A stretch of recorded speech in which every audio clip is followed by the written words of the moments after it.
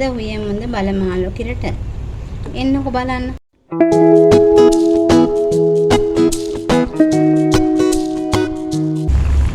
ආදරයෙන් පිළිගන්නවා ගැමිලියට ඔයාලව. ඉතින් අද මම හදන්නේ බලමාලු කිරට ඔයාලත් එක්ක. අපි ඉතින් හදමුද?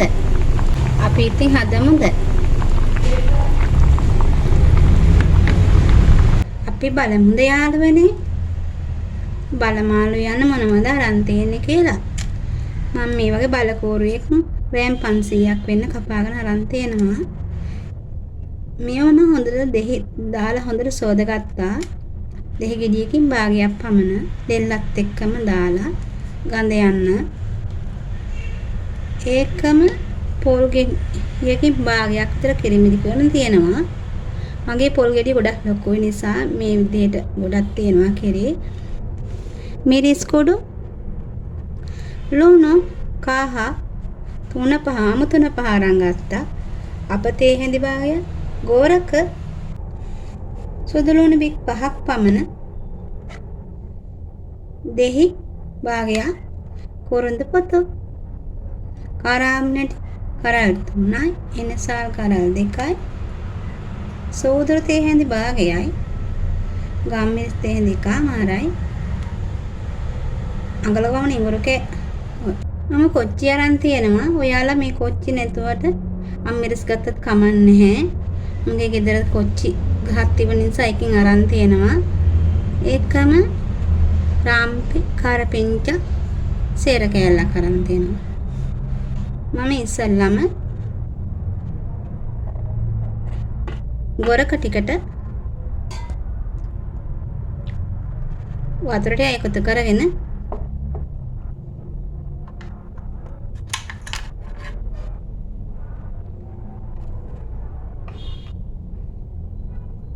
ලුණු කුඩු සල්ප එකතු කරන් පෙඟෙන්නවා. අබ ටිකට වතුර ටික එකතු කර ගන්න.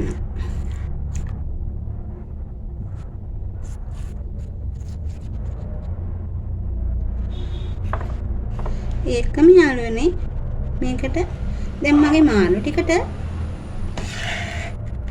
ගම්මිරිස් තේ හැඳි එකමාර මේවා එකතු කරලා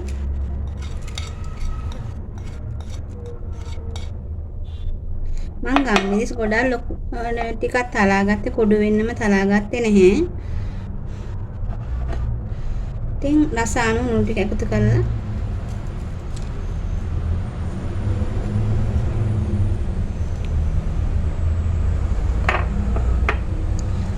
හොඳට කලවම් කරනවා.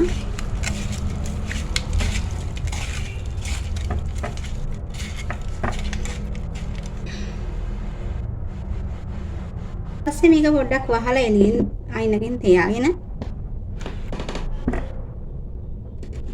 මම අබ ටිකයි සෝදුරු ටිකයි ඉඟුරු කෑල්ලයි කරඳ මොංගු කරාබු නැටි සුදු ලුණු එකට අඹර ගන්නවා. මම සුදු ලුණු පොත්ත පිටින් අරන් තියෙන්නේ. මේක සෝදලා අරන් තියෙන්නේ. ගලෙන් තලාගත්ත ගම ඉවත් කරන්න හරිම පහසු නිසා.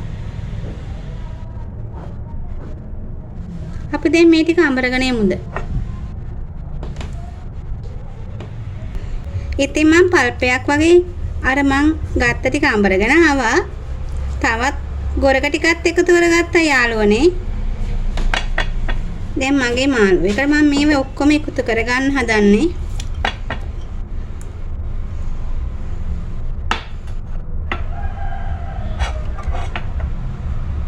කොරඳ පොතු ටිකත් එකතු කරගන්නවා. කොච්චි ටික මම කොච්චි ටික පැලුවේ නෑ ගොඩක් සැර එළියට එන නිසා.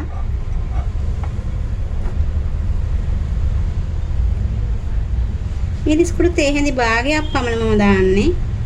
මොකද ගම්මිරිස් කොච්චි එකතු කරන නිසා මේ කිරට උයන මාළු වන්නේ කිරි රසට තියෙන්න ඕනේ.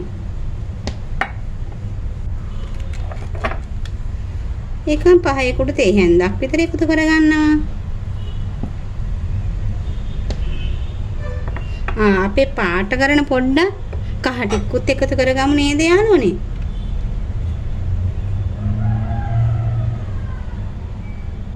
තේ හැඳි කාලක් පමණ.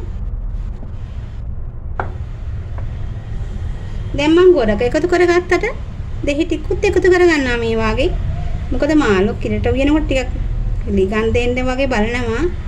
ඒම නිසා දෙහි වලින් ඒ පිළිගඳ නැති කරන්න පුළුවන්.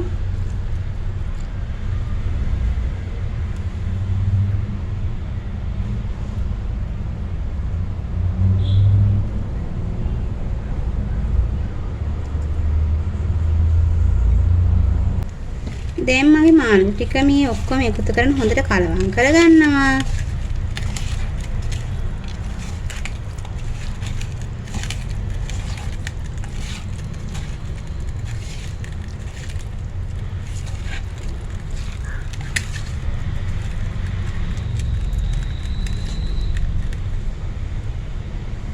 මගේ පේස්ට් එක ගෙනා භාජනේ මේ වගේ වතුර ටිකක් සෝදලා ගොඩක් නෙමෙයි පොඩ්ඩක් වෙන්න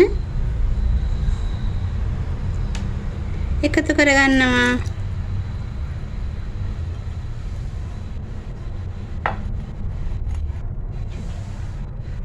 දැන් මේක මම අඩු ගින්දරේ විනාඩි 5ක් විතර උයා ගන්නවා. ඉතින් යාළුවනේ දැන් බලමුද විනාඩි 5කට පස්සේ.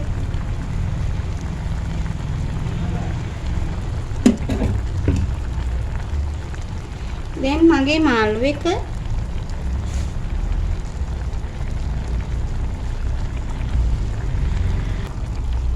මේ බලන්නකෝ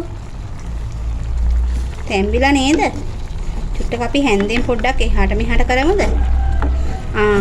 මට කියන්න බැන්නනේ ඇයි වහලා උයා ගත්තේ කියලා. අපි මොකද වතුර දැම්මේ නෑනේ. ඉතින් මේ මාළුවෙන් නිකුත්න ජල වාෂ්ප අපි වහපු වාජනේ එදලා ආපහු මාළුවට වැටෙනවා. එතකොට වතුර නැතුව උයා ගන්න පුළුවන් ටිකක් වෙලා.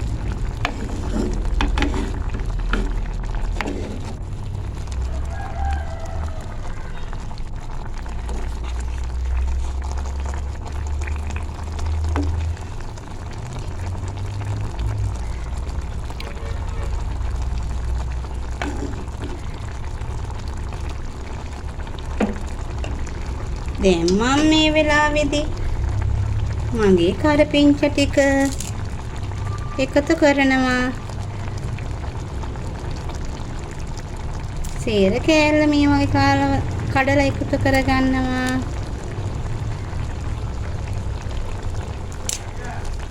රම්පේ දැන් පොඩ්ඩක් මෙහෙම කලවම් කරමු නේද?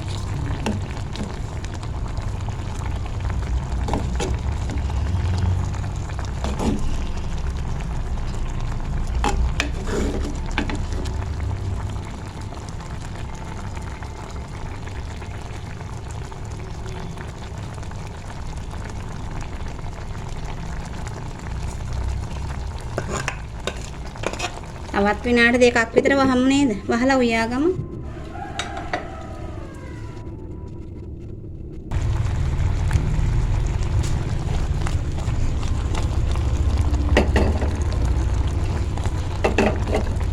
දැන් මම මේ අවස්ථාවේදී මගේ කිරි ටික එකතු කරගන්නවා.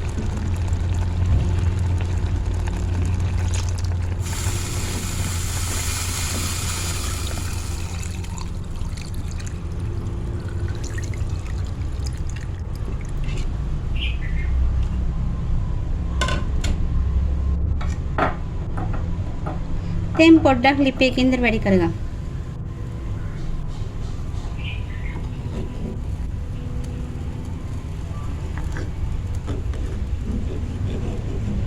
ගොඩාක් කලවම් කරන්න එපා මාළු කෑලි කැඩෙයි. ඉතින් යාළුවනේ ඔයාලගේ වටිනා අදහස් කමෙන්ට් එකකින් දාගෙන යන්න. මගේ වීඩියෝ එක සබස්ක්‍රයිබ් කරන්න. තවත් විනාඩි 3ක් විතර ඔයාගම සබස්ක්‍රයිබ් කරන්න. මම අලුත් වීඩියෝ එකක් දාපු ගමන් ඔයාලට බලන්න පුළුවන්. ඒ වගේම ස්තුතියි යාළුවනේ. ලයික් එකක් දාගෙන යන්න. වීඩියෝ එක අවසානයේදී බලලා ඔයාලගේ වටිනා අදහස් කමෙන්ට් එකෙන් දාගෙන යන්න.